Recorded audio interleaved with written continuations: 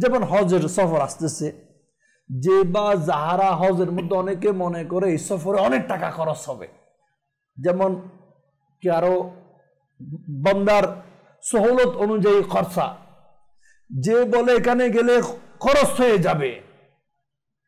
আসলে আপনি আমি হজের জন্য যত খরচ করব ওই সফরে, আল্লাহ তাআলা মওলার পক্ষ থেকে ওগুলা আপনি আবার রিটার্ন পাবো।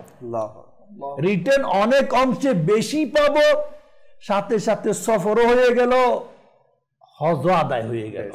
এই জন্য সফরের ইচ্ছা, মক্কা মদিনার সফরের ইচ্ছা যাদের তৌফিক আছে, আমি তো বলবো বৃদ্ধকালের জন্য অপেক্ষা না করে। অনেকে বলে সফর করব, একটু সবকিছু গুছিয়ে নি। দেখেন, এই সবকিছু গুছিয়ে নেওয়ার আগে হতে পারে আমি এখান থেকে গুছিয়ে আমাকে নিয়ে যাবে। দেখেন, এখন বর্তমানে যদি মতের হার দেখেন, মেজরিটি যুবক, ইয়াং এর মৃত্যুর হার বেশি। সেই জন্য আমরা স্বপ্ন যারা দেখি সফর করব লেট সময়ে, এটা ভুলে যাই, তাড়াতাড়ি সফর করি। কারণ ফারুক আজম রাদিয়াল্লাহু তাআলা আনহুর একটা কথা আমার বেশি ভালো লাগে।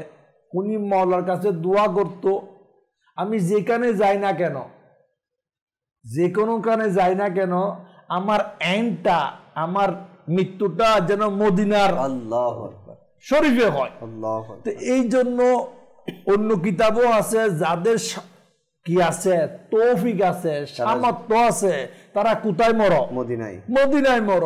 তো সফর এটা মক্কা মদিনার, এটা তো এক প্রকার মাওলার দয়া। এটা যে যাকে ভালোবাসে না, তার দিদারের তামান্নায় থাকে। কেউ, আমি দেশগুলোর নাম বলতেছি না, কেউ ভালোবাসে ওই দেশগুলাকে, এই জন্য বারবার যাই ওই দেশে।